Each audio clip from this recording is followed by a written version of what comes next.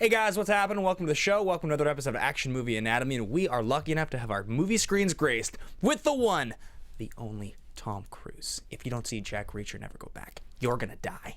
So we're gonna talk about it right now on Action Movie Anatomy, and I can't friggin' wait, guys. Hang out with us. We're gonna break it down for you. We'll see you in just 1 second. Welcome to Popcorn Talk, featuring movie discussion, news, and interviews. Popcorn Talk. We talk movies. And now, here's Popcorn Talk's Action Movie Anatomy. Boom! What's up, everybody? Welcome to the Strange show. days are back again. Well, oh yeah. Oh no. It's not a Bourne film. Oh my bad. It's not Strange Days. It's Extreme Ways. Extreme. Are you combining like the Doors now? Look, man, I'm just gonna do everything wrong today.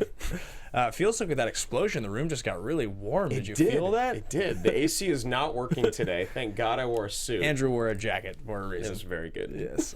Welcome back, guys. Welcome to Action Movie Anatomy, the show on the Popcorn Talk Network where we talk about action movies. The Popcorn Talk Network, for those wondering, is the online movie network dedicated to talking movies and all things movie-related. This is Action Movie Anatomy, the show where we break down the best action movies in the world. And this is episode, I don't know, 77 or something like that. We're getting real close to our 100. Yeah. We're well on our way. Yeah, we're definitely getting there. And I'm your host, Ben Bateman, joined today by Mr. Andrew Ghai. Hey everybody, how you doing? I am just getting back from San Francisco. It's my first time ever in the Bay, and what a lovely city that was. Yeah, San Fran's awesome. I was supposed to fly back on Monday and get back in at like 2 p.m. PST. My flights were canceled 3 times and delayed 8 times. I got back at 1 a.m. Tuesday morning, and I was like, oh my God, I have to go see Jack Reacher. I had totally forgotten that I hadn't seen it yet. Oh, no. I was just like ready to do the show. Yeah. I was like, oh wait, I haven't seen the movie. Like, the trailer was good enough, you know? Yeah. Saw it yesterday, blown away, can't wait to talk about it. Yeah, it was pretty friggin' sweet. I mean, it was a good trailer. The thing is, it's like, with this show with Tom Cruise, like, he does basically a movie a year. I mean, that's pretty much his MO now. Yeah. Has been for a while. And there was a period of time where he was jumping around doing a little more than that. He seems to be sort of back on the wagon of just like film a bunch of movies and release them once a year. So It's just, it's like Christmas for us when a Tom Cruise movie comes out. I know. I was thinking it's like every time a new Tom Cruise movie comes out, we have to do it on the show. We'll pretty much always be able to do his movies on the show, it feels like. Yeah, even if Tom Cruise did like a heavy drama, I think we would just break the rules and do it anyway. We could argue that there's like enough action. Cruise just opening his mouth is action. It's action. Him just talking. Action. Yeah. What I loved is that why make Jack Reacher 2? Why do it? Yeah. But if you make Jack Reacher 2, it's just like the second Leonard has Fallen and John Wick. Yeah. I mean, you know what I mean. The Fallen franchise. Your expectations are never that high. You're going and getting looking for exactly what you're going to get, So I loved it. The sound editing on the ass kicking was great. His hits were very impactful. It was very good. Yeah. So, guys, if you want to follow along with the show, with the conversation, at AMA Podcast is where we are on Twitter. We've been gaining a couple followers here and there. It's been a lot of fun to interact with you guys. And then, of course, if you want to follow either one of us personally, you can find me at Ben Bateman Media. And you can find me at Andrew Ghai on Instagram and Twitter. And anybody that ever tweets at us, we always try to get back and engage in the conversation. So, yes, last but not least, we have Marissa Serafini, the wonderful, the talented in-booth engineer and host extraordinaire. Hello, How are you today, my dear? Welcome, everybody who's also listening. I'm excited for your discussion of Jack Reacher because I haven't seen the movie yet. I'm seeing it very soon. So You're going to see it tonight, you said? Yeah, tonight. So I'm waiting to hear what you guys have to say. So in the last month, we've got the opportunity to spoil 2 movies for you. Yeah. Right? Yeah? You guys should feel so blessed. That's pretty good. Have you seen the new Walking Dead yet? No. All right, let's talk about that then. Might as well just ruin everything. You watched, right? Oh, I watched it. Insane. Awesome. Yeah. It's the craziest episode of television I've ever watched. I mean, no question. I think so. There's maybe the episode where Walt runs over those 2 guys. Yeah, but that's like so different. That's like super great moment. This was like actually like I immediately started crying. Oh, really? When the words were said. Yeah, right. When he tries to say it. I started crying. Yeah. I was sitting there watching it and like was kind of having that moment where my jaw was dropped, my eyes were wide, and I was just like, am I gonna like have to step out of here and vomit? I was like, this is like nauseating because of how gnarly it is, right? So hard to watch. Yeah, I mean that's like the big discussion is people saying that it's like this is too heavy-handed, but the comics that's what it was. Yeah, it was panel for panel without spoiling anything, guys. Yes, specifically. Yep. But it's worth watching. It's definitely worth a watch, even if you don't watch the show. It's just insane. So Yeah, this is Jack Reacher, Never Go Back, and this is Action Movie Down. The movies we talk about on the show have 4 basic rules. Aside from being made after 1981, the movie hero always plays by their own rules. And of course, if it's Tom Cruise. He will never play by anybody else's rules, ever. Tom Cruise, the actor, only takes characters or roles that play by their own rules. Yeah, he produces the film, he stars in it. Yep. And even on set, he plays by his own rules. He's very charismatic. Yeah, he's so charismatic. I'm so excited to meet Tom Cruise someday. 2, the hero and the villain are always the smartest people in the room. Villains in Cruise movies, unless they're Philip Seymour Hoffman and MI3, are like always kind of understated and never that good. Like, yeah, they're always like, they're just placeholders. Kind of. You got to have the main bad guy, and then it's usually his henchman. Yeah. His main henchman that's actually the guy. Same with the first one. Yep. Again, so I think the henchman, though, was definitely the smartest guy in the room. Yeah, for sure. The ex-military guy. Mm-hmm. Yeah, definitely. He was, and I mean, he was he was the villain. Yeah, he was definitely the villain. I love the classic, you and I were the same. Yeah, right. Like, we both can't go back to normal life. I was waiting for that conversation the whole movie. Yeah, totally.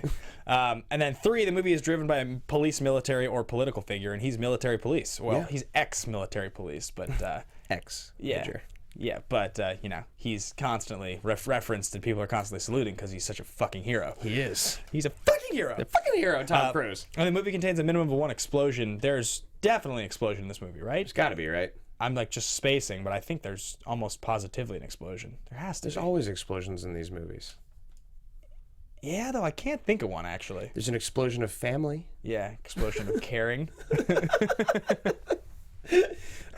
That weird cylindrical thing on the side of Cruise's face when he smiles now, that kind of exploded out of his face. He like bursts. You know what I'm talking about? That is. Yeah, it's weird. It is weird, and it's like a circle on his jaw. Yeah, and his old man like 6-pack. It's always been weird. We've always talked about how his 6-pack's been odd. Cruise has always had a weird body. Always since day one. No one debates that. When he was like 24, he had like a strangely shaped body, like a close to 40-year-old man, old body. It's like herniated, and it's just weirdly shaped. That's all it is. But he rocks it. You know what I actually thought was interesting on this subject while we're just getting into Tom Cruise and the shirt off conversations? Why not?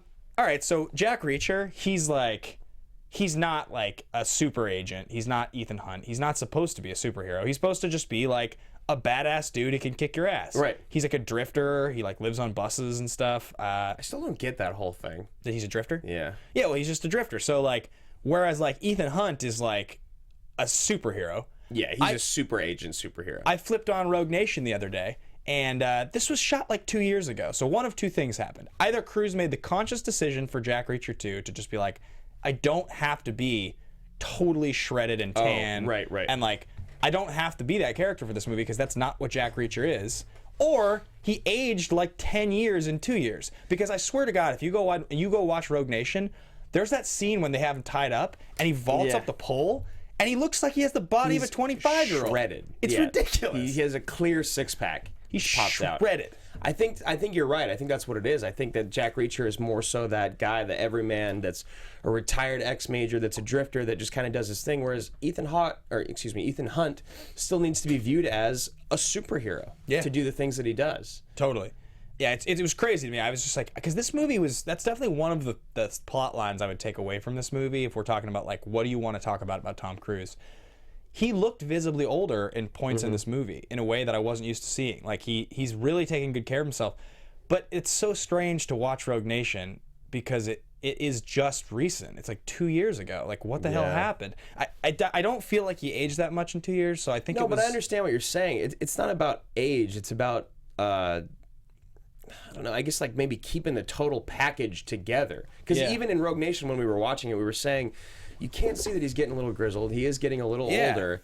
But in this movie, he looks like the every guy that's gotten older, whereas in the other one, he looks like a super agent that's gotten older, if that makes sense. And if I was going to bet money, it would be actually that it's intentional. Like, I don't think he went into this movie being like, I want to look a little thicker, but like, I would bet money that in Jack Reacher, he was just like, I don't have to live and do this thing that I did for that one because like it's not a Mission Impossible movie. Yeah, exactly. And we all know that Mr. Cruise can do anything that he sets his mind to. He could just be 25 again if he wanted to.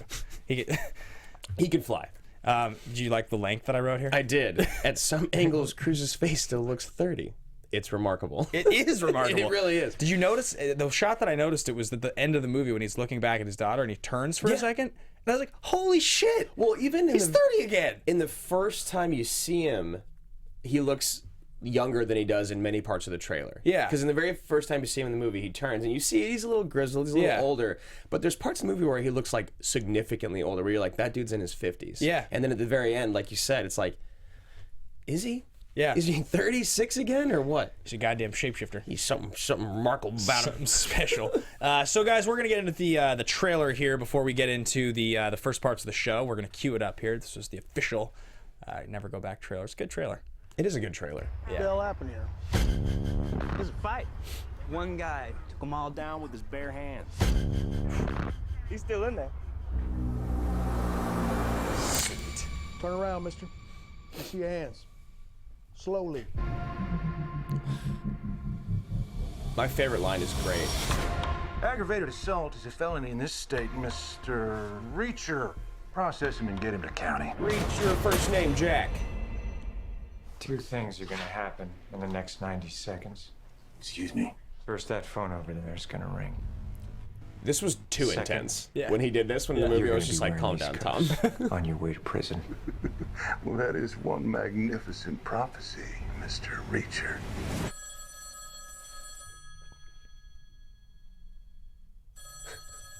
Uh-oh. Just gonna keep on ringing. Thanks for tipping us off to that sheriff. When are you coming to D.C.? I move around a lot. You're a legend. Folks wonder why you left. Purple Heart, Silver Star. There's this Always. big dent in the desk. People say you made it with someone's honey. Jack Reacher. I love that they ran out of medals to give him I'm one line. Sure, it charge. was a good one. Espionage. He's been set up. How much does Reacher know? How's it going? I don't like being followed. They show like a solid like Vulnerable. That's right. minute and a half in the Maybe I first ripped your 6 arm minutes off. of the movie. Beat you to death with it. And like a lot of good scenes. Yeah. Like there's other sweet action scenes. He's here to kill you. Yeah, that part was pretty sweet. My men were shot by one of our own. Right, but showing all these scenes is like bigger than I deflating the balloon. Like Yeah. you can Ever show lose so many anyone sweeter in action Reacher? scenes. Well, me in here. That was a mistake. You're a dead man. You think you're above the law. But I'm not the law. So you should start running, because I'm gonna start hunting. And when I find you, I'm gonna kill you all. It's like a strange the character of Jack Reacher and like what Cruise has decided to do with like this like Oh, you guys go to the same barber? his like grizzled like take no shit from anybody, take no prisoners character. Right. It's like the PG version of it. Yeah, absolutely. It's the it's the Will Smith version of like what being a rapper was back in the day. Yeah, That's yeah. Tom Cruise's action hero. Yeah. He would never have a line where he's like, I'm fucking thirsty. Yeah. Like that wouldn't happen. It's funny though, but it's like this is him trying to push the limits a little bit, like be pretty hard. Right. But it's like so PG. It has to be so. It's still like you could watch this with a 10-year-old and not feel bad. This movie. Yeah, it's all like honor and nobility. Though some of the lines from the first movie actually were like a little like I thought they pushed the envelope a little more. Oh yeah, like isn't that the one where he says I'm gonna rip your arm off and beat you to death with it, or isn't that in this one? I intend to what did he say to drink your blood from a boot? Yeah, drink your blood from a boot. He has a couple sweet lines like that. There's also I mean definitely. So, but I think it's a hilarious franchise to like in his 50s be trying to like push the envelope in that way. Yeah, and again, like we talked about this in our first Jack Reacher episode, when it's like he's supposed to be 6'5" and like 250, the character of that Tom Cruise plays. Yeah, which is why that's why you got to get Tom to do it because he's got the character. Of a 6'5" man. He's got the strength of a large man. I mean, that's the thing. It's like if you're Cruise's height and weight and you're asked to play like ex-military police who's 6'5", like. You got to just like play it like you have the attitude of a dude who's 6'5". Absolutely. One of my favorite scenes is like early on when like someone goes to stand up. Yeah. And it shows her stand up, and then you can see that she's like visibly like 6 inches taller, and they cut really quick and change the angle, and he's taller than her. Yeah. You know he's on a little soapbox. Cruise. I love it. The best. It's the fucking best. I wonder if Cruise. I hope that he has a sense of humor about his height. Like I hope that he's just like. Right. He's not like offended. He doesn't have like a Napoleon Do you know what complex. I mean? It would be hard to imagine being as famous as he is to not have like not be one of those things where like just like don't fucking mention my height. Right. You know, it's the one thing Mr. Cruise does not like to talk about. At the same time, though, I wonder if he's just at this point just like whatever. I feel like for him and like guys like Statham and Jet Li, where they've just like very small men actually in stature, and they've proven to be badasses on screen. I feel like you would just own it and think it was hilarious. If you use the numbers 5 and 6 consecutively, you're going to die. You're going to die. Stephen Lemieux up in the booth. I was like, what is going on? Marissa took a little break. What's up, Stephen? How you doing, man? Doing pretty good. That was good. That was clever. That was good. Have you seen Reacher yet? I have not. Are you going to see Jack Reacher around? I think I will. You should. I enjoyed engineering when you guys did the first movie, so. Yeah, it's very good. And we're about to get into our thesis statements, which they're phenomenal. All right, so free thesis statement, guys, is that moment of the show where we premiere something, a big thought, a big idea, something that we really feel holds together and kind of just like drives. It's the thing that you watch this movie and you think to yourself the whole time. So it's kind of your elevator pitch at a party. You've got a drink in your hand. Somebody's like, such and such Jack Reacher. And you're like, this is what I think. I'm an expert. I do a movie show. So you're going to think this is impressive. And these are my points to back it up. Yeah, exactly. Not actually that they would think it's impressive because you're drinking at a party. And you're talking about Jack Reacher. Yeah. I've constructed a strong thesis on Jack Reacher, Never Go Back. Somebody talk to me. How did he get in here? It's fun. I actually want you to go second because I like your thesis so much. I was almost going to do the exact same thesis as you. Okay. And I think you put it. You've had better verbiage. Mine is that this sequel is so much better than the first. This of the franchise. This is the greatest film, and there should be no more. That is it, there. I find that so crazy that you think this movie is so much better than the first movie. I really do. It's wild. I really do, and I think the reason why is what I was saying in the beginning, is that I knew exactly what I was getting into. I knew what I was signing up for. Whereas in the first film, you were hoping for so much more, I think, or as a Tom Cruise action movie fan, I was like, yeah, Jack Reacher, this could be cool, I guess. And you went into it and it was kind of like a letdown. Whereas with John Wick, it's like Keanu Reeves, I like him, but I don't like him on the same level as Tom Cruise, right? Yeah, so my thesis is that Tom Cruise is the only living actor that a studio would actually bank making two simultaneous action franchises starring him at the same time. Is the keyword.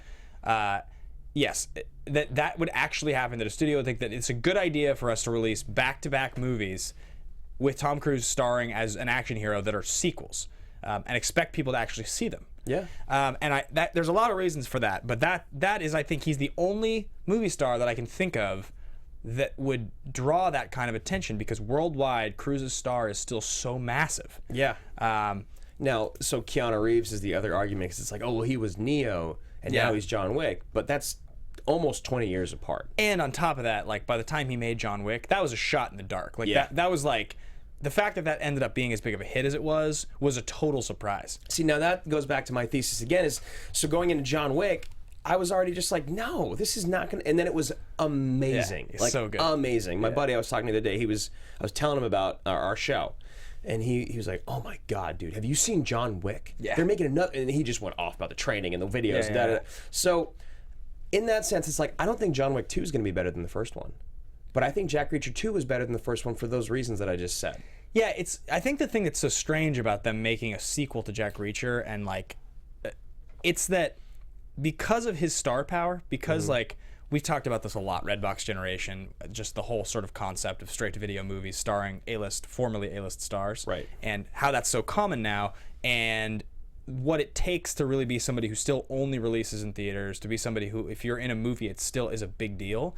And even though Cruise's star has faded from the place that it was a decade ago, it's definitely been on the rise the last couple of years. But more importantly than that, he still is only releasing a movie a year. It's like that player. You always have this discussion in fantasy football with a player's floor and their ceiling. Yeah, right. Tom Cruise's floor is a multi-million-dollar film that is only going to be released in every theater in America. Yeah. Like that.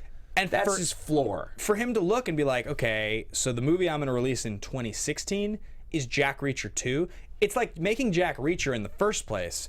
Any other star you can think of who was in like a Willis or like a Nick Cage. Well, actually, let's change that conversation to even someone relevant now that's huge, that isn't like quite like Chris Hemsworth, for instance. Yeah. Let's say he did a Jack Reacher film. they wouldn't make another one if it was received the same way the first one of this was. Well, yeah. So that's it. Let's get into that conversation really quickly before we move on to fist pump moment, because there's actually a reason this movie was made. I read an article in Variety about this, and so the first Jack Reacher film worldwide. Can we pull up the box office graphic I pulled really quickly? It was the 2012 worldwide, and Reacher, I believe, came in 40th. The first Reacher did. If you can blow that up for me just a little bit. 40th. I think worldwide it was 40th, which worldwide is actually, yeah, let's see here. Jack Reacher looks like number 37, right? Worldwide, that's not bad. And what does that say? A little bigger on the number. Is it 216? I'm totally blind. It says 218.3. Okay, $218 million worldwide. So the first Jack Reacher movie cost like 50, I think, to make. And it was received with pretty mixed reviews. It wasn't a hit. People didn't love it. I saw it in theaters. I was kind of underwhelmed by it. It ended up playing really well in home box office and in like home video, and then particularly overseas, it did really well. 218 for a movie that cost 50 is pretty good. That's very good. That's pretty good. And so I think the Especially studios... if you're producing it. Yeah, exactly. You know what I mean? So I think the studios were like, you know what? We think that this... Apparently, like, the focus groups were testing, being like, we like that he's ex-military police, that he's this kind of, like, drifter character. It was a likable character for people. And I think they were just like, you know what? It's very difficult to concept a franchise that makes money. I mean, by comparison, Edge of Tomorrow made... What was it? It was like somewhere in the 300 millions and cost almost 200 to make. Right. The return on this is much higher. Yeah, much higher. And it's so funny. You're right. Like, I was in the theater yesterday. I went to a 2:15 showing in Santa Monica, California, at an ArcLight Cinema. So it's a nicer theater, and there was about 12 of us in the audience. There was two ladies in front of me that were got to be close to 80 years old. Yeah. There to see Tom Cruise. That's so awesome. There was another guy my exact same age. Yeah. Could have been doing it for his video podcast show in the same row as me. Yep. And then behind me was a family. Yeah. Of like middle-aged parents, you know, like late 30s, early 40s, and their kids in their early teens and like adolescents. And it was just like, this is why Tom Cruise is still making movies and money. Yeah. Look at who's in this theater at 2 o'clock in the afternoon in Santa Monica when the beach is literally a half a mile away. Yeah. You're in here watching this. Like, that is why Tom Cruise's star is always going to be on the way up. That's why he can do one movie a year and we'll still go see it. It's also like a combination of a few things, right? With his star, when you talk about what makes Tom Cruise as far as the global brand goes, I mean, his worst controversy that he ever got into was that he was part of the Church of Scientology and that he jumped on Oprah's couch. That was the actual worst. Right. He didn't hit his wife. He didn't embezzle money. He didn't do get drugs. caught with a prostitute. Yeah. He was like part of a controversial religion that people don't really understand, and he did it a little too publicly for like 1 year. Yeah, he was just like too excited about something he was excited about. Which, like, at no point am I going to offer any kind of judgment or clarity on Scientology because I know very little about it. Yeah, no. And that's not the reason we love Tom Cruise. But the point is, that was the guy's scandal. I mean, the biggest movie star in the world, that was his scandal. And, like, you look at what's happened with his star recovering. Yeah, he puts in the most energy. He's totally endearing. He's totally and completely committed to every character that he plays. He's respectful on set. You don't hear a bad word about the guy. You don't hear that he's an asshole.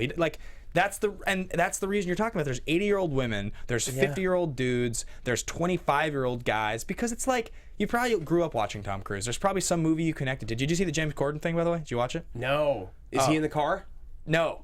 You didn't. Oh, you gotta watch this. I'll send this to you. He went on Corden. He did Roll Call, which is Corden's show, where he gets the actor to go through like his whole catalog of movies and do like a 10 to 20 second little like video tribute with a green screen for every movie. Yeah. And it was 9 minutes, his Cruise's whole career, and they covered like 40 movies. Or not 40, but it was like 25 or 30. Right. They only missed a few important ones. But the craziest thing to me when I thought about this was, and when I had my Tom Cruise party, we had the same conversation. Because the question was, what are the 4 movies? The 4 most iconic Tom Cruise movies. They're tied to the most iconic scenes. Those 4 that we decided on were Top Gun, Jerry Maguire, Risky Business, Mission Impossible.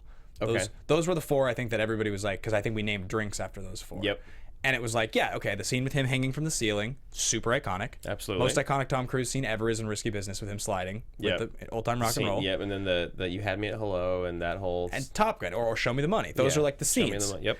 When I thought about it, and I was watching this, and people were loving it, and it went viral, and it was super fun to watch. Cruise is great. He has a sense of humor. He does all the scenes. He does Tropic Thunder. He does... I can't wait to see this. But what I thought about was so interesting is like, okay, Risky Business came out in 1983. Top Gun came out in 1986. Respectively, those two movies are 30 and 33 years old. Two of his, I would argue, his most iconic scene, the scene that they ended the whole thing on, is Old Time Rock and Roll from Risky Business from 33 years ago. Yeah. That's his most iconic scene. Tom Cruise has been famous in 4 decades, and it all started with that. That's still remembered as the one that launched That's him. the thing. Yeah, I mean, I hadn't really seen Risky Business many times, and then this year, you were like, we got to watch it. We got to sit down and watch it. You'll love it. And I loved it, and it wasn't just because I love Tom Cruise now. It's just a great movie, and it's just fun, and it's a phenomenal movie, and it gave me a new respect for it because I always thought it was just that scene. Yeah, it was just because of that scene, and I was like, why is this so? It's like Superbad before Superbad. Exactly. Yeah. Yeah. But it's crazy when you think about that the guy has managed to reinvent himself, stay relevant, stay making movies, and like so many of these actors. I mean, think about the scandals that some of the other stars we talked about had. Think about somebody like Mel Gibson. Right. Like, he got, caught drunk driving and said anti-Semitic remarks to a police officer. Like, you compare a little excited about your religion we don't understand to anti-Semitic and drunk driving. It's right. like, And then also just like all the domestic violence cases you hear about, all the drugs, the prostitutes, like these things are things that happen. This dude has been more famous than I can imagine for longer than I've been alive. Yep. And to be able to maintain that level of composure is incredible. So anybody who's still listening after we've just decided to rant about that for the last 20 minutes. But yeah, just thinking about why they made the movie, why they made the sequel, and looking at the numbers, it is kind of fascinating that like Jack Reacher 1 made that much money. We actually got called out when we did the first Jack Reacher film, I think, for me saying that it wasn't successful. And somebody in the comments was like, it was actually very successful. Yeah, and they were dead like, right. They were like, it made this amount of money, it got these reviews, and it was on these lists, and we aren't always right. Yeah, I guess what we thought when we said that was just, it was exactly what we thought when we heard that they made a second film.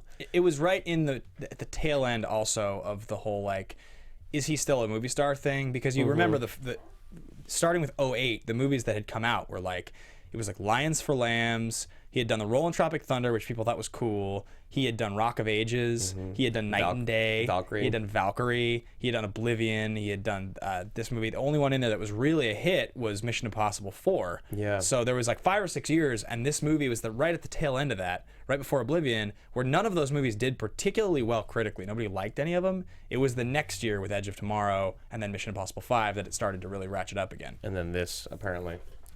This franchise.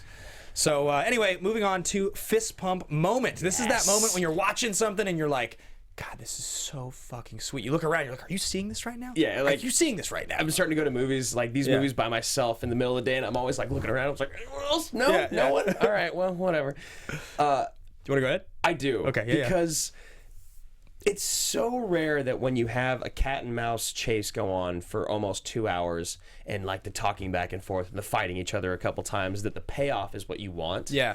And even when he starts to say, he's like, I'm going to break your arms, I'm going to break your legs, and I'm going to break your neck. Yeah. And he's like, that's not fear you hear in my voice. It's excitement. And like, that was almost my favorite line. That was so awesome. But it was actually their fight. Yeah. It was their fight at the end, like the falling off the roof and the like brutal fighting, and then the first leg gets broken. Yeah. And you're like, oh, he's gonna do it. And the other leg, and then the arms, and then what I love is whenever you hear someone break a neck in a movie, they're dead, right? Right.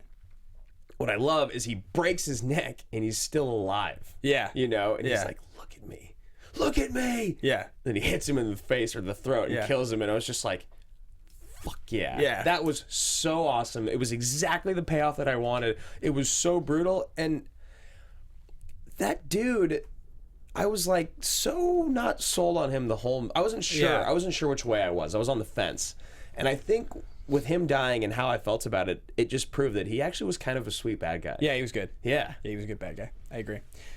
Yeah, totally sweet. I agree. I think that my fist pump moment is when the guys are trailing Cruz. It's like in like Louisiana or wherever they are, and he walks and he's like knows he's being followed, and he like walks into that storage container or whatever it was, like a storage container or like the warehouse or whatever. Something. Yeah. And the guys walk in, like the 4 dudes around him. He's like, "You followed me in here. That was a mistake." You're like, yes. You're like, he's gonna kick all their asses. This is gonna be sweet. The guy like pulls out a gun or something, and he's like, really? Really? Really? He would have killed. Yeah. And then I also love what's the line in that he says in there? Oh, he's like, so how do you want to do this? He's like, one at a time with a bat. Yeah. It's like sweet. Yeah. He's definitely like it's a fun character for him to play. I think he must really enjoy it. Yeah. I think he's got to really enjoy it. That was another thing about, I know I'm talking about Walking Dead again, but watching actors play characters that they love, because I watched the episode of Walking Dead and then I went straight to watch Jack Reacher. Yeah. And I was sitting there, and Jeffrey Dean Morgan and Tom Cruise have this great similarity in that, like, they're having so much fun being Negan and Jack Reacher. Yeah. And that was like, I was watching one after the other. I was like, oh my God, that just looks so fun. I just want to be these guys right now. Yeah, savage. Awesome. All right, moving on from fist pump moment. Let's get into a little bit of star profiles, a little bit of production development stuff. There's not much out there about this movie. This tends to happen on the new ones. You get to read a little bit about the writers, the directors, the producers, and some trivia, and there's some stuff written, but there's just not that much out there. Press notes. Yeah, there's press notes, and then also, like, since it is from a Jack Reacher, like the book series, it's always pulled from like certain ones, and it's not really true to the story originally. So we'll get into Cobie Smulders. Yep. I started watching her and How I Met Your Mother long time ago. I love that show. Big really? fan of it. But I was never that big of a fan of Robin. I was never that big of a fan of her in general. And I didn't know that's where she's famous from, huh? Yeah, that's what made her famous. And I just don't know. I didn't think her career was going to go this way. I thought she was one of those ones where as soon as the show ends, she's going to hang out on TV for the rest of her career. Yeah. But she went ahead and did Captain America: The Winter Soldier, Avengers: Age of Ultron, The Intervention. Yeah. And then she's going to be in the new Civil War movies, I believe, as well. Yeah, well, I mean, she goes all the way back to the first Avengers, though. Mm-hmm. Yeah, that's like that was the big transition, the action franchise transition, and she's just managed to be in all those movies. I mean, that in itself is yeah. It's career defining. If we talk about career defining characters and roles, stratospheric at that point. Yeah, when I saw her in the very first one, I was like, wow. Yeah, this is huge for you. It's a big deal. Yeah, and it's yet another like totally like non-sexual relationship to a female lead that Cruise has in a movie with a woman who's like, it's like Cruise. I think it has to just be because of his age now that they match him with women who are like mid-30s. Yeah, right. That's got to be the reason. Yeah, absolutely. Because it would have been. I mean, think of like back in the day. Yeah, you know, it was like bombshells. Yeah, but it's just so funny to watch another movie and just be like, there's just like there's basically flirting, and that's the extent of it. Yeah, it's so weird how like at the end of Rogue Nation as well, don't they just kind of part ways? Yeah. Yeah. Just like at the end of this, it's like, okay, bye now. Yeah. We've like flirted on the phone about the dinner we're gonna get and the possible sex we're gonna have. And I came across the country and saved your life and saved the country, and now I'm just gonna leave again. Now I'm just gonna be a drifter. I don't know if I like that. Oh, I don't know. Tom Cruise. I don't know. Who was it who just said this? Was it you, or was it somebody else who said Tom Cruise transcends sexuality? What was that? Yeah, I don't know. Or is like something you and I would have said. He's evolved or something? Yeah. He's evolved beyond sexuality? When he's like 85, a piece of him is just going to fall off, and it's become a new Tom Cruise. Yeah. And that's what's going to happen. The tree of life. So that's Cobie Smulders. I want to ask you about her real quick. Yeah, go ahead. So in the very first scene in the prison, that you see her kind of in action. Yeah, she seems like a total badass with like a baton. Yeah, right? when like Cruise checks is the saving soldier her. and the very next time you see her fight, she's pretty much helpless throughout the rest of the film until the very end. Talking when the dude beats her up in the kitchen. Yeah, yeah. I just think it was one of those things where watching Rogue Nation and watching Rebecca Ferguson and how badass she was. Look, you need help. Everyone needs help. Jack Reacher needs help. That's fine.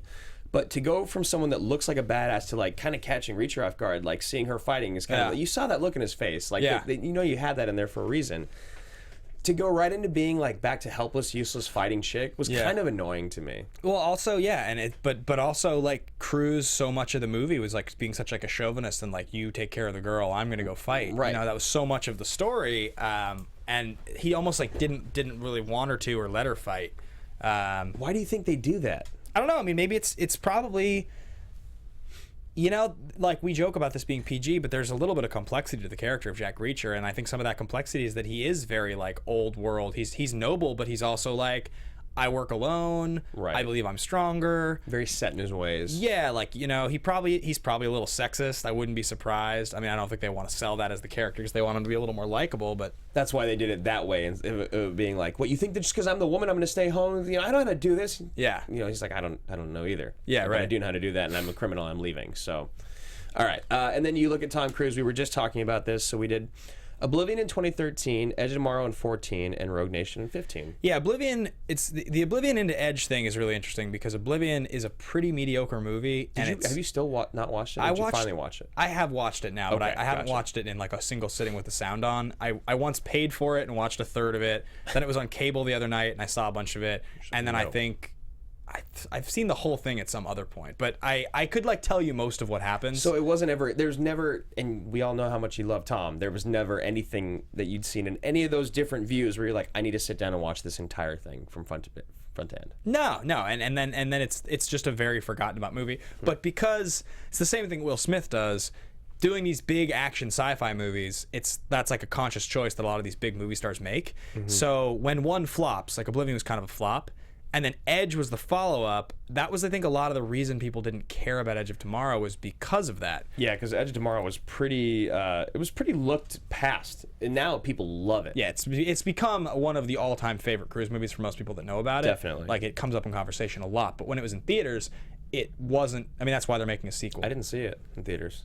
I saw it twice in theaters. I know. I wish I would have. Yeah, I wish I would have. Sweet.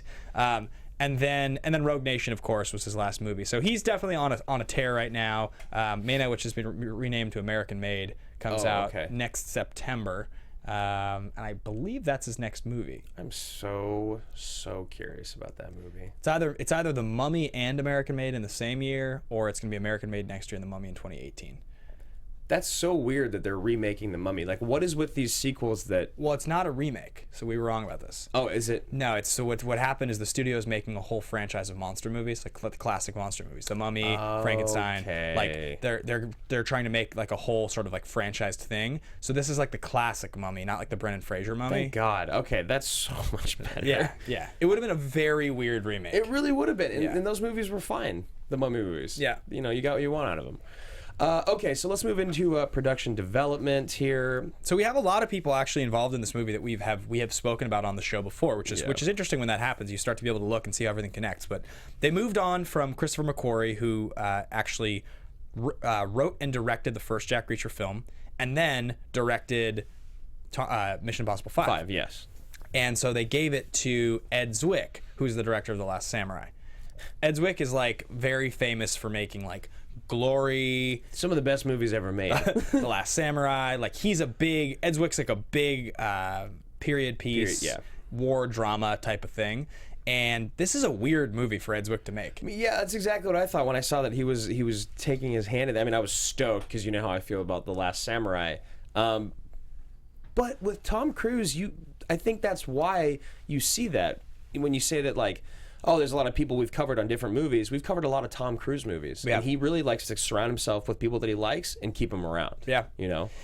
Yeah, absolutely. I think that the writing in this movie's good. It's similar to the first movie in a lot of ways. I think the first movie that I liked the script a little more. I thought it was a little more clever. Like he has some better like one-liners. His stuff when he's talking to the girl and you know, he's like, I can't afford you. And she's like, I'm not a prostitute. And he's like, often the most expensive ones are the women who aren't, or something like that. Yeah, exactly. Or no, it's the woman you can't afford is the most expensive one, or something like that. Yeah, it was the same thing as London Has Fallen. Yeah, they took all the things that were sweet about the first one and kind of made them into a joke in the second one. Yeah. Whereas the first one definitely had better writing in both cases. Yeah. I mean, it makes sense. McQuarrie, like, who's very famous for the Usual Suspect script, but you know, I really, really, really enjoy the writing in the first movie. That's the best part of it. Like all those things in the street, you know, you'll be okay. You'll be okay. Yeah. Remember, you wanted this. Yeah, exactly. Yeah. That's what you remember. You wanted this. That's one of my favorites. The first movie just has a couple scenes like that this one's kind of missing. They tried to recreate that in obviously the first scene in this movie. It's kind of the same thing. Yeah. But so that's Ed Zwick, and it's definitely a funny choice. I do think he did a good job, but I think that some of the action that made the first movie a little more enjoyable was missing from this movie. Mm-hmm. That is true. This film just felt fully recycled. Yeah. It was enjoyable, but there was nothing new or innovative about it. And I feel like when I go watch John Wick 2, that needs to be in there. Yeah. You know, it really needs to be in there. Yep. So Richard Wenk we covered a couple weeks ago for Magnificent Seven, and this is the guy that didn't really get into writing until he was in his 50s, or his career didn't take off till he was in his 50s. But he's done most recently both the Equalizer films, Expendables 2, Jack Reacher 2, Magnificent Seven, and he started on 16 Blocks with Bruce Willis and Most Def. Yeah. That was on TV the other day. You watched it? I watched about 5 minutes of it. Sweet. I can't stand Most Def acting. Like it was real, and him and like Willis together, there's no chemistry at all. It was just really hard to watch. It was just like, you guys are two of the most famous people in the world right now, right? Yeah, let's just throw you in this movie together.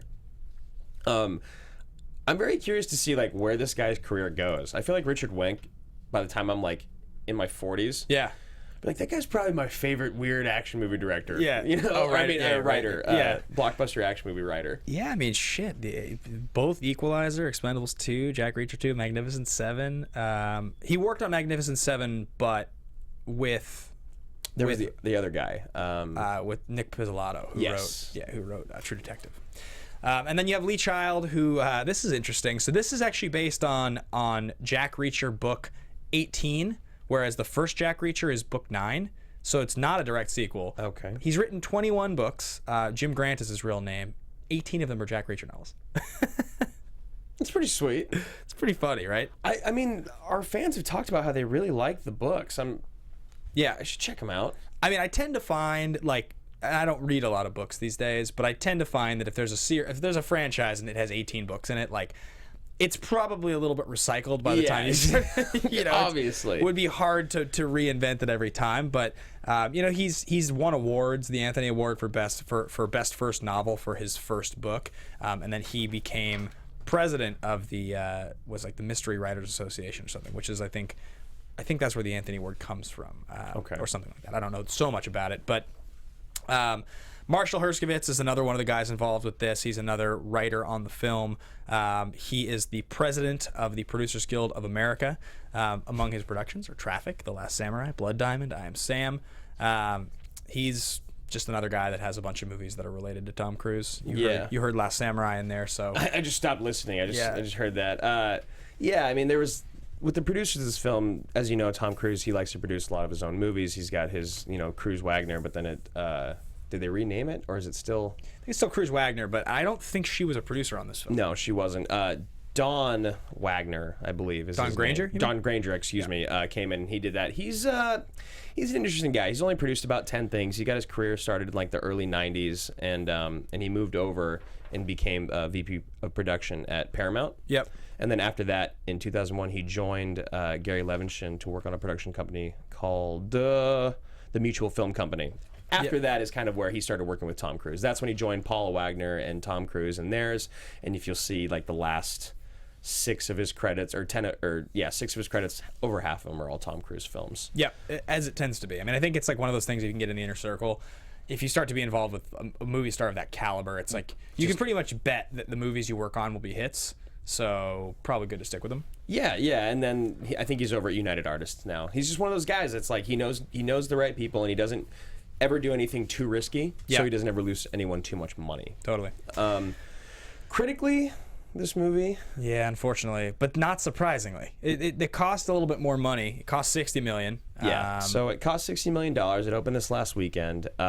It grossed $22 million, $23 million domestic, and $31 worldwide for a total of $54-ish million.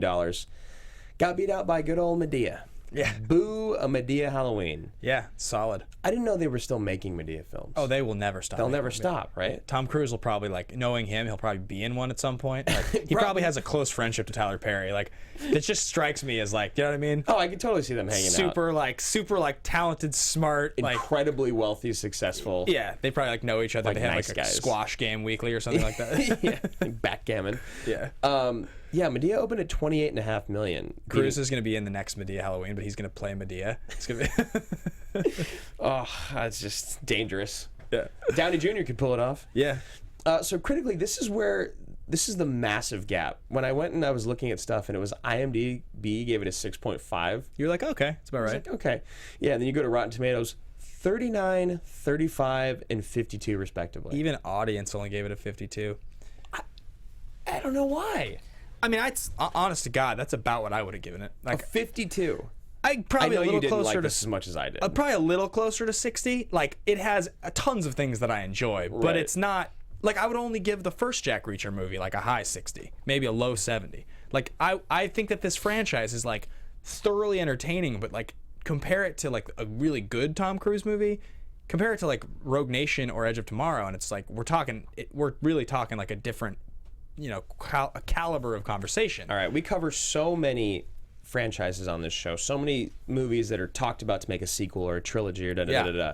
We got to come up with, I don't know what to call it right now, but it just popped in my head, like an AMA segment of, do we kill it or do we keep going? Oh, sure. And so what do we do, man? Because we did that with Bourne, I think. Yeah. Oh, that was the conversation. It was a Bourne, Bond, or Mission Impossible, right? Which is the one that we think should end. Right. And we ended up agreeing that it was Bourne, maybe? Bourne. Well, I think it was Bourne. we chose two different ones. I can't remember which ones we chose, but yeah, we did that on our Jason Bourne episode because we were so pumped. Yeah. And actually watching Jason Bourne was a huge letdown. Yeah, that was a big one. One of the bigger letdowns, I think, ever for an action movie for me. Yeah, I was so hyped. It looked so sweet. So what do you think, man? Jack Reacher? With Jack Reacher, do you kill it or keep going? I would kill it. Yeah? I don't need to see a Jack Reacher 3. The thing is, the Mission Impossible movies get to keep being made because they're fucking awesome. They're really awesome. And they're just like, they just embody so many things that make Cruise great. Like it's his brand, but it's just so like, they reinvented the franchise from the beginning. It's a different franchise than it was when it started. 3, 4, and 5 very different. Are totally different movies. 4 and 5 especially are different movies, and that works. That's really good. Like it's a great thing for him. This is like the character of Jack Reacher is fun, but Tom Cruise is too famous to keep making Jack Reacher movies. Yeah, and like Jack Reacher is just like, he's a drifter around the United States and stuff. One of the coolest things about the Furious franchise and the Mission Impossible franchise is it's become like going on a ride to the coolest place in the world, and then putting an action movie there. Yeah, totally. Whereas this was just like the same old, alleyways, dark, shitty warehouses. I think I agree, man. I think you kill it. I think even though there's 18 more books to pull from or whatever, like, and I actually like this one more than the first one. Yeah. I don't want to see a third either. Yeah, I mean, we pulled the numbers on the first Jack Reacher, 218 worldwide, and I will be very curious to know what happens with the income on this film. Obviously, it costing 60 and having so far grossed 54 million is fine. That's pretty good, but I wonder if the replay value worldwide is going to be good enough to make them want to make another movie. Yeah, I mean, if you go from getting a 400% return on a $50 million to a 100% return on a $60 million movie, then that ends up not being a whole lot there. But it is Tom Cruise, and it is his production company, so he can just keep doing whatever he wants. Yeah, but Cruise also, it makes so few movies, and the whole releasing a movie a year thing. This is like using your one. Yeah, exactly. It's not worth That's the thing I find so surprising about him making the movie is that it's like there's a certain amount of, for instance, like he goes on Jimmy Kimmel and he goes on James Corden and he does the thing that I talked about, and he told a great story on Jimmy Kimmel about. He told a great story on Jimmy Kimmel that he was like, I've never told Jerry this about Top Gun. He's like, but I was going to do the movie anyway. But before I agreed to do it, I demanded that he let me fly in the jet 4 times. And he's like, I'm sorry, Jerry, I never told you the story. And then he tells the story about flying in the jet. But like, those are great appearances and they're fun. But the trick with stuff like that is you have to be sparing with how often you do it. You can't go on and talk all the time, tell all your stories. So like Tom Cruise on a late night talk show, as a Cruise fan, I'm like so pumped. Yeah. I watch those clips. I'm like, I'm so in on this. But he's only going to do it once a year. So it's like you have to choose. What are you promoting with it? Right. Is what I want to do for the next 2 years, 3 years of my career is promote Jack Reacher movies. That's what I'm saying. It's like even in the middle of the run they do, he like does the scene from Jack Reacher 1 and James Corden, this is similar to another movie. He's like, yeah, we have a sequel coming out, and he does the plug for it. And I was just kind of like, I was a fan of Tom Cruise, and I was watching the show, and I didn't know Jack Reacher 2 was coming out because I didn't see Jack Reacher 1. I would kind of be like, what did I miss? Right. Was Jack Reacher 1 really good or something? Like, why are they making another one? Whereas it's like, oh, you're promoting Mission Impossible 5? Well, of course I'm going to see Mission Impossible 5. Everyone's going to go see that. Yeah, I've seen all the movies. They're fucking sweet. Yeah, I mean, I think he needs to cut Jack Reacher out of the equation, and he really is the only person where two studios would just be like, yep, here's a franchise. Yeah. Oh, I know you're Ethan Hunt. Yeah. But you're Jack Reacher for us. Yeah. Like, You're also Jack Reacher. That's awesome. Yeah. So that is my opinion, is that I don't think we need to make another one. In fact, I think this cues up a segment we're going to do, which is top 5 least necessary sequels of all time. Oh, okay. So on a previous episode, we'd done the top 5 worst sequels. Yes, and so this is movies that we feel there was no need for a sequel. Like, seeing the sequel come out was like, really? Right. Huh. It doesn't mean that the second movie was bad. It means it was unnecessary. Yes. Okay, I can hop on board with this for sure. I'm going to start with this movie because I do think this is one of the 5 least necessary. Not because it's bad. That's the thing. That's the thing that I really want to make clear here. I enjoyed this movie, and that's not even like I'm saying like I enjoyed it, so it's like I'm not harping on it. What I'm saying is that the point is it was an unnecessary sequel to make in the first place. It's about, did we need to see the sequel or not? Not if the sequel was good. If the sequel was good, so be it. That's lucky. I, in fact, enjoy almost all of the things I wrote down. Yeah, I mean, I can see that. I think with my first one, I'm going to go Pirates of the Caribbean. Okay, but which one? The second one. Oh, really? Yeah, even though I like the second one. Okay. That's the point, though, for me, is that, I mean, I guess if I'm like thinking from a business standpoint, I'd have to say the third one, because it's like you have to make the second one. The first one made so much money, and everyone wanted to see, and everyone wanted another one. But once you start down that path of that this isn't a standalone movie, you can just go forever. Mm-hmm. So I think that the most unnecessary sequel is Pirates of the Caribbean: Dead Man's Chest, because that stemmed the other two, because they're making another one now too. Fifth one. Or 3, excuse me. And they've been so bad. Whereas the original Pirates of the Caribbean was one of the best action-adventure movies ever made. Yeah, the first one's super sweet. I'm trying to remember the titles of all of them, because I think the only one I've ever watched all the way through is the first one. I've seen bits and pieces. I watched, I think, the fourth one on an airplane once. So there's Black Pearl, Dead Man's Chest, At World's End. Yeah. And then the fourth one. Which is called, like, the Something of Life or something. Yeah. Who's our engineer Fountain up in the of booth? Youth or Do you know something? what it is? The fourth one, Marissa? I'm looking it up. I have seen it because the fourth one has Penelope Cruz. That's right. That's the one. And the fifth one's not going to have Depp, right?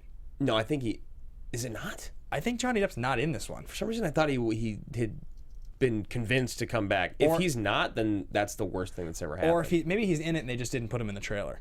Maybe that's what it is. Yeah, maybe. But, all right, so... On Stranger Tide. That's right. Stranger Tides. There we go. Okay. Yeah, those things. They're currently making the fifth ones. So I will go with Transformers 4. I'm gonna go with Transformers 2. Oh, you're going to second one? Yeah, it's actually on my list as well. Because the second one to me was like, okay, you have to make the second one because like the cartoon had so many legs. There's been comics forever. There's so many stories to draw from. Like this was really good. People love the first movie. I love the first Transformers. But that's the one with the first Transformers is amazing. Yeah. But the second Transformers, isn't that one with the racist robots and just like because the third one actually isn't that bad. The fourth one is terrible. That's the second one I'm one saying. Is pretty damn bad. Well, because the fourth one is the one where you're like, so you're changing lead stars. Yeah. You're going to give me Mark Wahlberg now. And there's a fifth one coming out. Yeah, and it's like you're going to have Tyrannosaurus Rex Transformers, which I get it. They were called the Dinobots for the record. Right. Grimlock is the name of the Tyrannosaurus Rex one. Like you hear that and you're just like, oh fuck yeah, I want dinosaur robots. Yeah, he's like, and I wonder if in the cartoon he was like Grimlock smash. That's like how he talked. I wonder if he'll do that in the movie. I wouldn't throw it past him. Okay, so we got Pirates, Transformers. Is it my no? Yeah, it's your turn. I guess it's technically your turn since I stole Transformers as well. I'm gonna go Evan Almighty. I love that choice. Do you remember that? I love Bruce Almighty. Yeah, Bruce Almighty's great. I actually really like that And movie. then they gave Steve Carell his own sequel.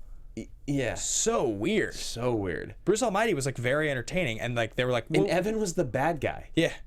It was one of those weird things where like they were just like, all right, well people liked this movie enough and Steve Carell's up and coming. We can make this movie. It's like grabbing. It's really we're reaching for straws. Yeah. Evan Backstabber. You know what? On that note, I'm going to do another Jim Carrey one then. What about Dumb and Dumber 2? Oh, yeah. 20 years later. Yeah, not Dumb and Dumberer, where it was with two different people. Prequel, When Harry Met Lloyd.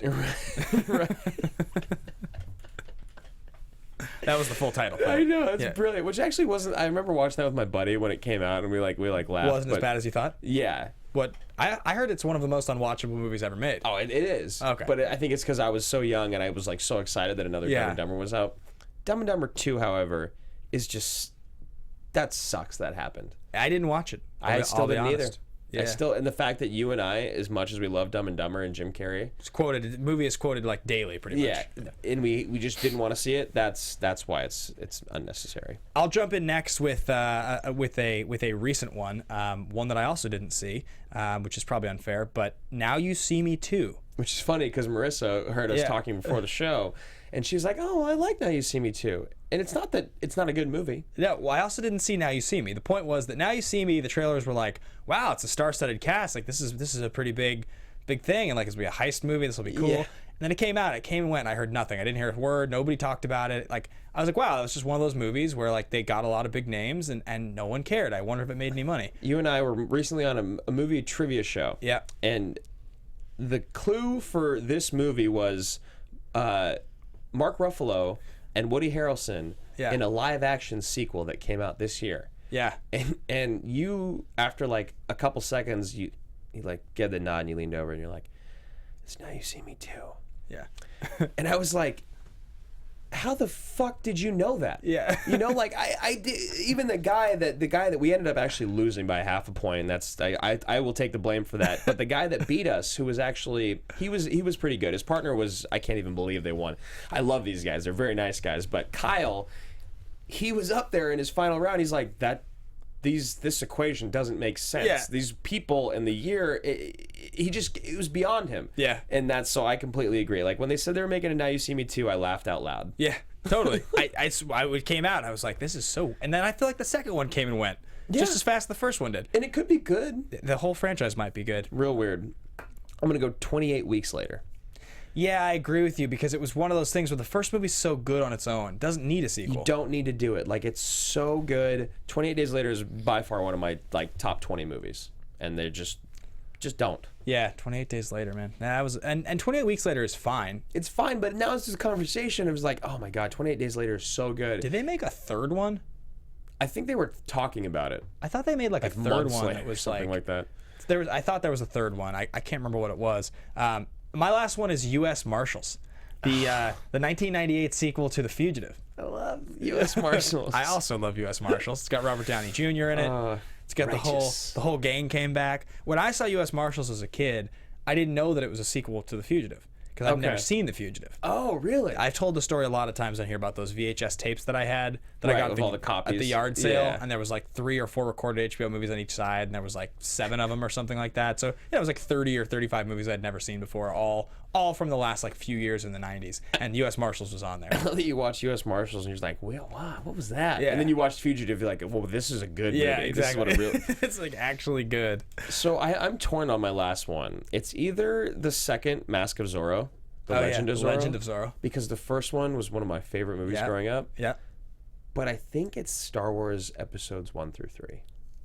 Oh, see, I'll give you Zorro, because that to me is like Zorro. It's like I get why you guys could or couldn't make a sequel, but it's not like the first Zorro was like such a fan favorite that like years later there should have been a need to do that. Right. It was Zorro was a huge fan favorite, not the movie, but the character. Yeah. And people love that movie, the Antonio Banderas one. Like that's a popular movie, but it wasn't like, of course there's going to be a sequel. This movie made like in the top 10 this year, right? It wasn't. Right. It wasn't like. It just was one of those, like, you could take it or leave it. Yeah. I understand the Star Wars argument, which is why I had to have another one. Yeah, the Star Wars argument, in retrospect, obviously those movies are horrible, and it's a total shame that happened.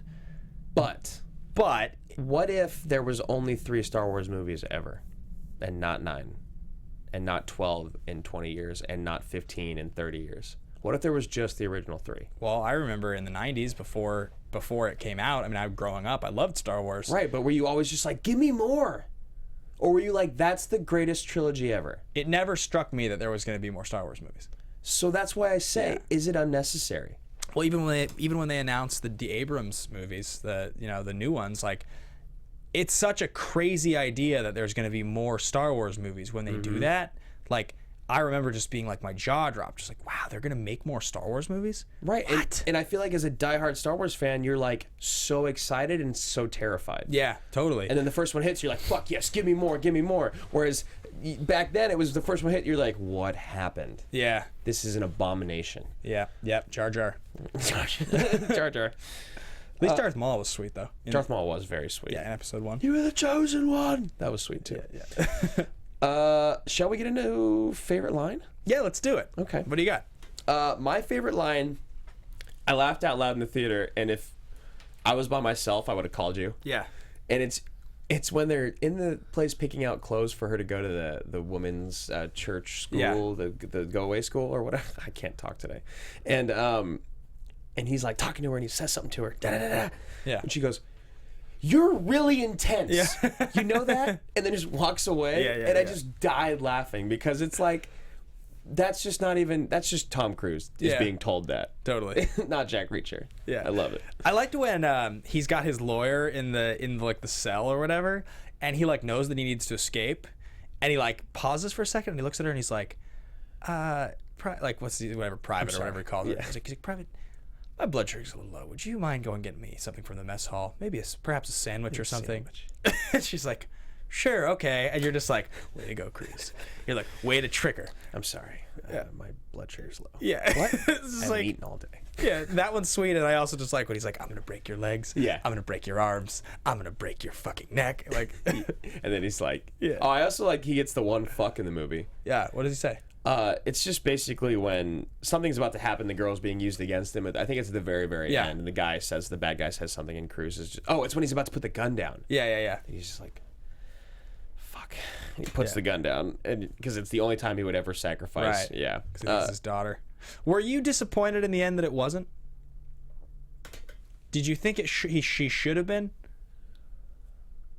I don't know. I don't think so. Yeah. Because like it's so weird when she said that he had a daughter. It was like, Tom Cruise doesn't have sex with people. Yeah. Jack Cruise doesn't sleep with people. He has transcended sexuality. Exactly. And then later on in the film, he even says, he's like, I remember the women I sleep with. Yeah. And then she's like, oh, well, then, so she Right. knows, which I actually kind of like that. I thought that was interesting. Yeah. But I was let down that she wasn't his daughter, even though I don't think she should have been. Well, if she was his daughter and they ever decided to make a third one, then she has to be in it, which is like, you have to have the kid storyline become a part of the Reacher, which is like, it's a stretch. Did you like her? She was okay. She was all right. She was okay. Yeah. I didn't love her. I didn't hate her. She was never off-putting. She was never like overly endearing. Yeah, she was a kid. She played a kid well. Yeah. I thought that was good. What else we got today? We're not doing a traditional recast. Still no answer on the rankings. Yeah. We're just counting on you guys at this point. I just don't know what to do, man. There's so many. It just got to that point where we'd be looking up there at a screen with like 80 movies on it or something. I mean, Reacher would definitely rank at this point. The character would. Oh yeah, for sure. Reacher would rank. We should have like a battle royale. Yeah, with all the badass dudes. Yeah. After at episode 100, we could have every character. Yeah. And like figure out the greatest action movie hero. Episode 100 is gonna have to be like a whole week of content, like we wanted to do for episode 50, but didn't do. Right. We just did the Rock stuff over and over. Yeah, we just did the watch along and the movie. Yeah, the Rock's so sweet. God, that movie's good. Are you watching Westworld, by the way? No, people keep telling me about that. I haven't watched it yet, but I've heard it's really good. Yeah? All right. I'm going to check it out. So, I think which of the 3 action movie categories this fits into, totally ridiculous. Those are movies like Con Air, Face Off. They kind of fall apart. They're totally absurd. You laugh unintentionally all along. Movies that are totally legitimate like The Fugitive or Gladiator. Yeah, that really hold together exceptionally well and are strong dramatically. And then there's legitimately ridiculous, which is... or ridiculously legitimate movies like The Rock or Point Break, Speed, Predator. They're like awesome, they're compelling, they're grounded, but you do laugh unintentionally a little bit. Every now and then, yeah, something catches you off guard. Yeah, I mean, I think for me, I think this movie, it's just hard to say. I want to call it... I know where I put it, actually. Go ahead. It's ridiculously legitimate for me. Okay. It really is, and I think the reason why is... I would find myself kind of surprised that I was tense. You know what I mean? Yeah. I would kind of find myself like, I'd be like, like, oh my God, what's gonna happen next? And I'd be like, wait, why am I doing this? This is a Tom Cruise movie. The girl's gonna be fine. Tom Cruise is gonna win. Nothing's gonna happen to Cobie Smulders, and he's gonna win at the end of the day. Yeah. And the bad guy's gonna die. How's he gonna get out of it? Yeah, that's exactly what happened. But since it was engaging enough to get me to that point to where I had to like pull myself out of it, be like, dude, no. I had to give it the middle category. Yeah, I guess I'll agree with you on that one, because I can't legitimately justify this being totally ridiculous, because it's not. I'm not just like falling over laughing the whole time, and it's definitely not totally legitimate. No. So it's somewhere in that middle category of ridiculously legitimate is where I would rank it in the end. We have one last segment of the show to do, and that's called The Pitch. Oh, that one got away from me. It's a bad one, man. Losing your voice. I drank a lot this weekend. You're going full Cuba right now. Full Cuba. He like tries to do. He shows up in the James Corden thing for the Show Me the Money. He like walks on, and he's like trying to do like Show Me the Money, like yelling it, but it's like Show Me, like drinking will ruin your voice. Alex, a good friend of ours, who actually was he 86'd it, right? He 86 Cuba from his restaurant because he was a really, really creepy, belligerently drunk dude. Do you know who he was hitting on? Yes, it was with Bree, right? Bree Winkler. It was Bree Winkler. The weather girl. The weather lady. My favorite. She is just beautiful and lovely. I love Bree Winkler. That's so funny. I actually was just telling that story like 2 days ago, and I couldn't remember the girl. Yeah. And the second you said that, I remembered it was Bree Winkler. Bree Winkler. Big shout out to Bree Winkler. Yeah, big shout out. That girl really delivers the news. She's a sweetheart. She's very sweet. That is gonna do it. What are we pitching? We didn't pitch anything. We didn't. We just talked about the bit. Geez, I want to go old school, man. There was the movie Old School. I want to do old school. I'm here for the gangbang. I want to go old school, like classic 90s, like a True Lies type, Oh, okay. Yeah, so guys, we don't have the firepower on us right now to pitch the movie that we want to pitch. So we don't. I guess that should leave it in the hands of the viewers. Somebody, that happened recently. Was it Roadhouse that was the case? That was the one. I mean, you guys have been literally asking us to do Roadhouse for a year plus. We did it. Inception was another one people had been begging us to do for so long, and luckily Rachel wanted to do that. So, guys, blow up at AMA Podcast with what movies that you have been pitching forever. We haven't. You know what? No, we can't do Heat because we've got a special thing for Heat. Yeah, we've got a special thing going on with Heat. Yeah, special guest. The pitch. Special guest. Yeah, so let's just have, how about you guys hit us up at AMA Podcast, let us know what movies you've been waiting for the most, and we will put up either a poll or announcement of what we've chosen. Absolutely. Thanks, guys, for tuning in. Marissa, thank you. Steven, thank you. And we'll see you same time, same place next week. Goodbye. From producers Maria Menounos, Kevin Undergaro, Phil Svitek, and the entire Popcorn Talk Network, we would like to thank you for tuning in. For questions or comments, be sure to visit popcorntalk.com. I'm Sir Richard Wentworth, and this has been a presentation of the Popcorn Talk Network. The views expressed herein are those of the hosts only and do not necessarily reflect the views of the Popcorn Talk Network or its owners or principals.